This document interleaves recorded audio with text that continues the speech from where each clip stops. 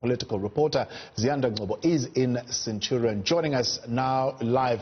Now, Ziyanda, we've seen these images making the rounds on social media of homeless leaving the shelter and throwing mattresses and blankets over the fence. Have these claims been confirmed, and what are the people saying?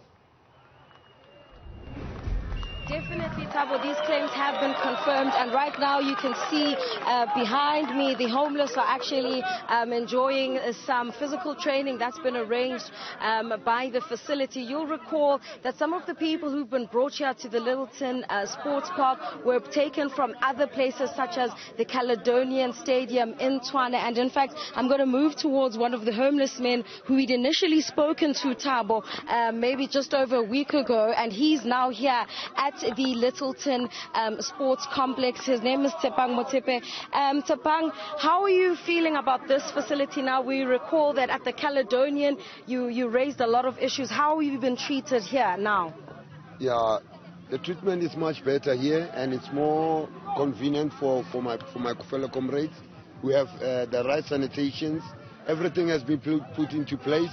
The Metro Police, as you can see right now, has been joined together with the NGOs. Now they're scattered all over the places just to make sure that anyone that doesn't come out. Now we can feel that we are safe, because even a search was conducted by the Metro yesterday to clear all unwanted weapons that was amongst my fellow congregants. So now, as I know, now I'm safe. Anyone is in here is safe, because we know everything that is unwanted in this premises is out by now. But if you feel so safe, why is it that some of them then decided to take the sponges, the mattresses that were donated to them to actually try and leave? I have a say that you can take a horse to a river, but you can't make a horse to drink the water. You know, some other people, we are now 240, but I'm sure of that 120 of them are not going to make it. So even though it's like this, we know that everything that we are like this, most of us, we won't make it through the out deal. So it's like that. Most of us here, we're not going to quit because of Corona. But most of my fellow congregants, they want to change. And do you know where they were going? Everyone was going to buy Nyaupe. So some of them are still on drugs, you're aware of that? Yeah. Some of them are still on drugs, but most of them who are on drugs are outside. Because we have come up with a policy that anyone who's found outside with the mattress should not come back inside. The government should take into order that to take whatever belongs to the government and bring it back, so we should give it to those who are in need. As the committee that is in this place, we have discussed that we shall never again accept anyone that shall go on site and conduct himself in any form of conduct and come back and put our lives at risk. So you're much happier here, better than the situation at the Caledonian? Yes, our cries have been fulfilled. Everything that we have raised, the government has paid attention. But we say, let it not end by us. Let it not end here by Corona. Let it continue. Let the social workers come and consult this thing. Let this matter be resolved, because most of us, we didn't go into drugs because we like. We have problems. Let we deal with the problem first, then we can deal with the solution, with the main cause. Because the main cause now is Nyaupe. But now we are focusing on isolating them and putting them in here and denying them the access of freedom. But knowing that time will come when they will go out and they will smoke again. So let us conduct the matter that everyone who's in here should get the right precaution to help and the right portion to his freedom. All right, there you have it, Thabo. That's Tshepang Motsepe. Gauteng MEC Panyaza Lesufi is here, and in fact he was participating in some of the physical activities. I'm just going to move towards him. You know, the homeless people here were actually getting some exercise, so there seems to be a bit more order at this particular facility in comparison to what we saw at the Caledonian Stadium in Pretoria. And we're actually going to speak to the MEC. I'm just going to try and steal him here, Thabo. Just bear with me, just to get a sense of if he's satisfied with this latest development, especially since, you know, we've heard that some did try to escape, and you've heard actually Tshepang admitting that those who jumped the fences are actually on drugs and they were looking to get drugs. And we know that Tshwane has actually put a program in place to, you know, sort of actually assist those who are addicted to drugs such as Nyaupe. Let me just steal MEC.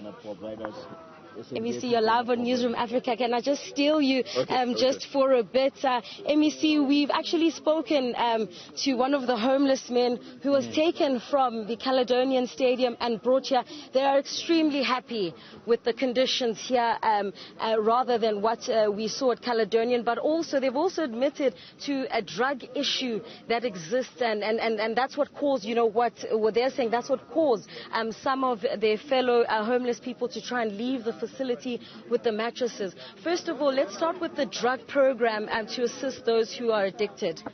Thank you so much. Thanks for the opportunity. This is an ongoing process that we need to work hard on and not get tired.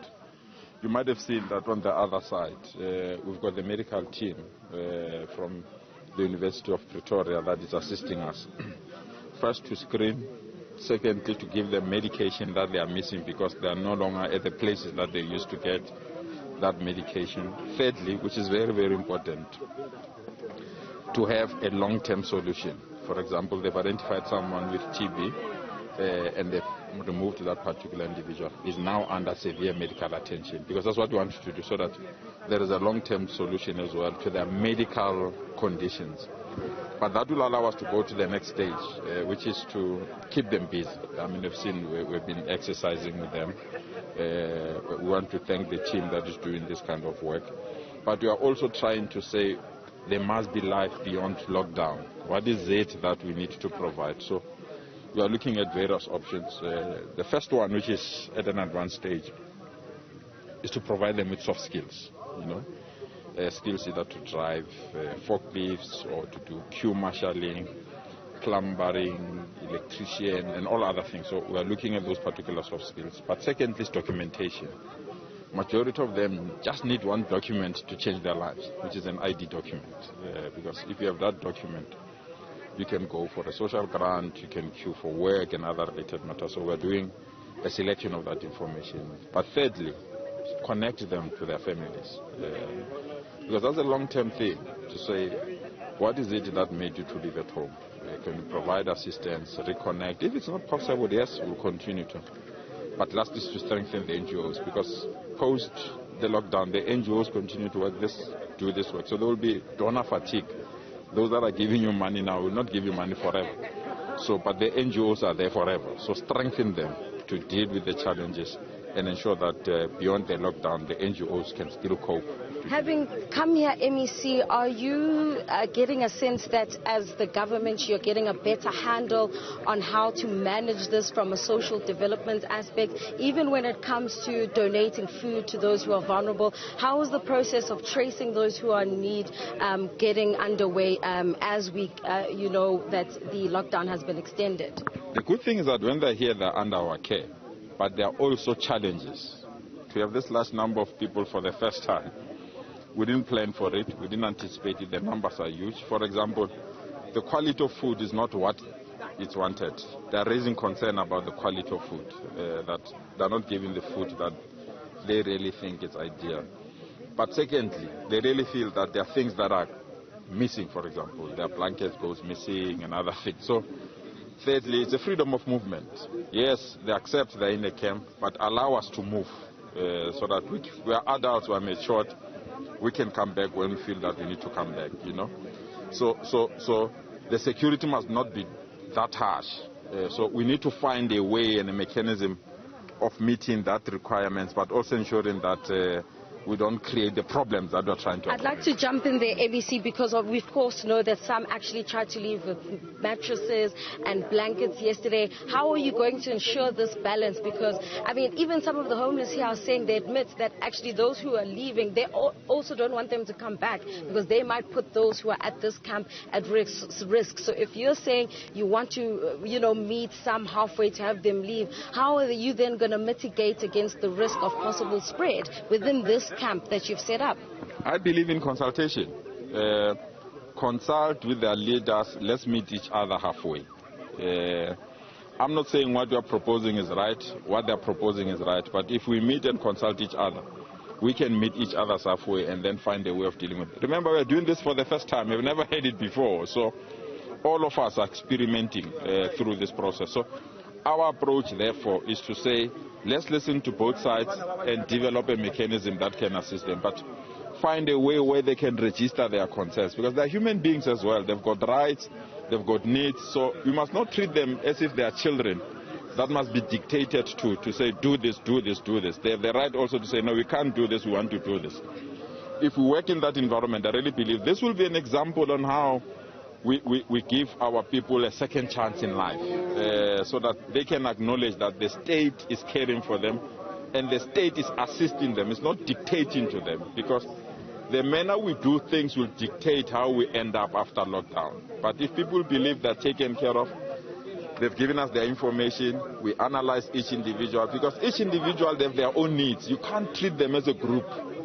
And if we go through their needs, I really think that will crack it and will ensure that we don't have these numbers in our... The numbers are huge, let me be honest with you.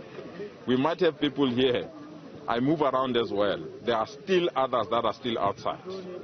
So we can't be satisfied that we have those that are here only. But what are you going to do with those who may still be outside but don't necessarily actually want to be taken? Because I remember quite clearly Minister Lindy Wazulu also said that we must also take into consideration that there are those who may not even want to be sheltered. How are you going to manage them? Because they are also still at risk of contracting COVID-19. Choice.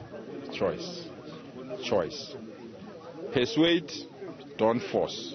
If people don't want, we must not get tired to persuade them about the danger of COVID. Because if we persuade them about the dangers of COVID, they will realize they need to come here. But if you are going to scope and donor, take people by force, bring them here, you are creating instability even where there is stability. And you don't have to do that. So let's persuade and ensure that everyone comes here. Those that want to come here, we must continue to persuade them to know them. But because if people are here, for example, they're getting medical attention. They don't get medical attention outside. If people are here, at least they get a meal, no matter how bad the meal might be, but at least there is a meal. If people are here, they're exercising, they're integrating. So we will continue to persuade, even during this last minute, those homeless people that are outside.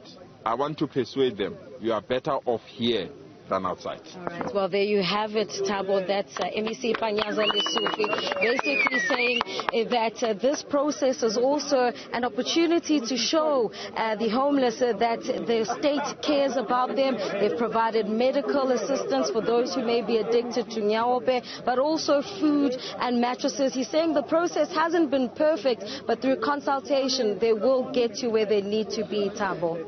Is there an emphasis, Ziyanda, on strict adherence to social distancing at this particular center?